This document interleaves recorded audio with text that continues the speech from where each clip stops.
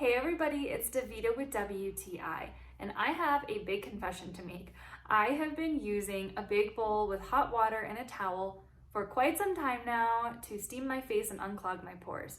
But I have to be honest, I am so happy that I switched to using this ionic facial steamer by EC Vision. I love that it's simple to use with just one touch of a button. It turns on, you get 12 minutes of facial steam, which is just perfect, and it requires very little water. I like that it's lightweight and there's absolutely no cleanup involved.